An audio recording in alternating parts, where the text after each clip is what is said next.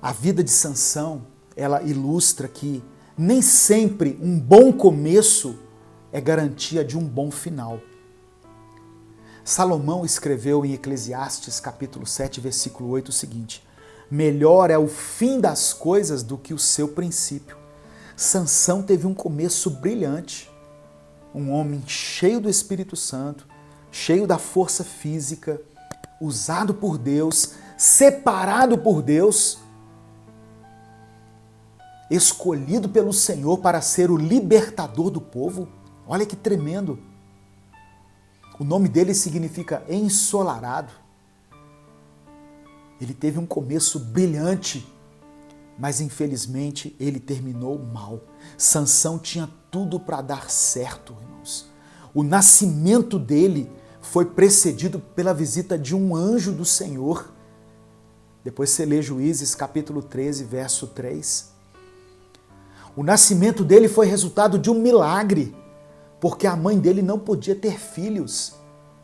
Tem pessoas que foram fruto de um milagre de Deus. Tem pessoas que receberam livramentos tremendos do Senhor, mas com o tempo eles enveredaram por um caminho que não era o caminho de Deus. Eles puseram tudo a perder. A mãe de Sansão era estéril. O nascimento de Sansão foi motivo assim de júbilo, de alegria, porque ela não podia ter filhos, mas ela recebe uma visita de um anjo e fala: olha, você vai engravidar e o seu filho é separado para mim. Seu filho faz parte de uma grande obra que eu quero fazer no meio do povo de Israel. E no ventre, Sansão já foi consagrado a Deus. Ele seria nazireu, separado para o Senhor. Os pais eram pessoas piedosas, eram pessoas tementes a Deus. Sansão cresceu num lar cristão, num lar estruturado. Ele teve um referencial de vida da mãe e do pai, porque os pais eram pessoas que buscavam a Deus, eram pessoas de oração. Ô, meu irmão, talvez você não cresceu num lar assim, estruturado, né? Talvez você viu coisas praticadas pelo seu pai ou pela sua mãe que não serviram como referência para a sua vida espiritual. Mas certamente Deus colocou pessoas no seu caminho que são exemplo para você, que são um modelo a seguir. Sansão, ele nasceu e cresceu em um lar onde Deus era adorado. Deixa eu ler aqui Juízes capítulo 13, o versículo 8. Olha só, versículo 8. Juízes capítulo 13, verso 8. Então Manoá orou ao Senhor. Olha só, os pais dele oravam a Deus. Senhor, eu te imploro que o homem de Deus que enviaste volte para nos instruir sobre o que fazer com o menino que vai nascer. O pai dele estava orando a Deus para que o Senhor desse direção à decisão que ele deveria tomar em relação ao filho que iria nascer. Olha só, irmãos, olha o lar onde Sansão nasceu e onde ele cresceu. Um lar onde os pais buscavam a direção de Deus. Eu sei que muitas pessoas hoje se afastaram do Senhor, estão fora dos caminhos de Deus, fora dos propósitos do Senhor, porque às vezes não tiveram uma referência cristã dentro dos seus lares. O que viram foi o paganismo, foi idolatria, foi um lar totalmente desestruturado, mas Sansão não poderia dizer isso. A queda dele, o caminho que ele escolheu, foi fruto da sua própria concupiscência. Ele escolheu os seus caminhos. E nós estamos tentando aqui entender o que aconteceu na vida dele. Porque ele começou a sua liderança debaixo da unção do Espírito. O versículo 25 do capítulo 13 de Juízes diz assim, olha, o Espírito do Senhor começou a agir nele. O Espírito do Senhor começou a agir na vida de Sansão. Deus tomou a vida de Sansão. e fez dele um homem cheio do Espírito Santo. Já antes de nascer, os pais dele já tinham recebido a revelação de qual seria a missão dele, o propósito da vida dele, que era libertar Israel. Então ele cresceu sabendo qual era o propósito de Deus para a sua vida. E a pergunta que nós nos fazemos é: por que ele começou tão bem, mas terminou tão mal?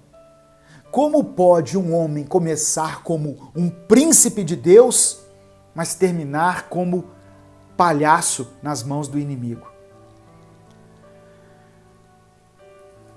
Algumas coisas aqui a gente não tem como deixar de mencionar. Sansão foi uma pessoa que escolheu andar sozinho. Ele não levou a sério o que está escrito em Gênesis capítulo 2, verso 18, que diz assim: não é bom que o homem esteja só. Em Eclesiastes capítulo 4, verso 9, diz assim: é melhor ser dois do que um. O cordão de 3 dobras não se quebra com facilidade. Então Sansão, quando ele faz as suas escolhas, ele faz sozinho. Ele não considera a opinião de outras pessoas. Ele não considera a opinião de seu pai, da sua mãe. Na sua mente, ele toma as suas decisões sozinho, sem consultar outras pessoas. Ele já chegou da terra do inimigo com uma decisão tomada. Então Sansão foi alguém que escolheu andar sozinho. E é interessante que quando a gente começa a examinar a vida de grandes homens, né, de Deus na Bíblia, nós vemos que esses homens andaram com pessoas. Jesus, mesmo sendo filho de Deus, mesmo sendo Deus, mesmo sendo cheio do Espírito Santo, ele escolheu andar com os 12, ele andou com pessoas. Paulo, a maior referência, né, de liderança cristã no Novo Testamento, andou com pessoas, discipulou pessoas, fez as suas missões com Barnabé, com Silas, discipulou Timóteo, Tito, andou com pessoas, foi acolhido na casa de pessoas. Às vezes, as pessoas é que vão fazer a diferença na nossa vida. E eu sei que muitas pessoas estão sentindo essa falta de contato com pessoas por causa da pandemia. E isso é natural. Mas você pode amenizar isso, não se misturando, não entrando em aglomerações, mas fazendo uma chamada de vídeo, sabe? Se comunicando. Nós temos várias formas de comunicação hoje em dia, mas nós preferimos nos isolar. Sansão, um dos erros dele foi querer andar sozinho. Moisés, em Êxodo capítulo 18, mostra Moisés recebendo um conselho do seu sogro, de um homem chamado Jetro. Moisés estava aconselhando uma fila de gente que não terminava nunca. E Jetro falou assim: não, você não precisa fazer isso sozinho. Escolha homens que vão te ajudar, porque senão você vai desfalecer, você vai morrer de cansaço, Moisés. Então Moisés ouviu pessoas. Davi, quando pecou, ele estava sozinho, né?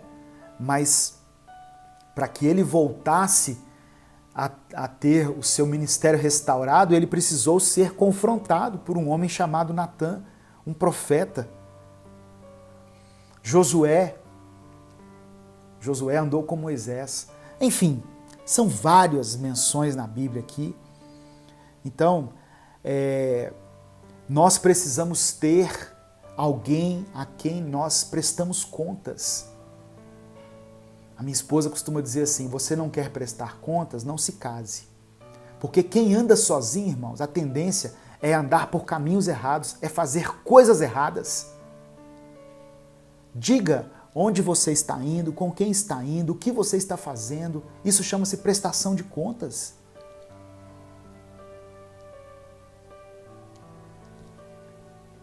É importante nós termos a quem prestar contas. Ah, eu só presto conta a Deus, pastor. Pois é, mas nós criamos na nossa mente uma ideia de que Deus é misericordioso, que Deus é perdoador, que Ele não se ira. Então, e como ele não está fisicamente presente na nossa vida, apenas espiritualmente, Deus é espírito, nós não levamos tão a sério a presença do Espírito Santo. Então nós precisamos ter pessoas com quem andamos. Ter alguém com quem você converse, com quem você desabafe.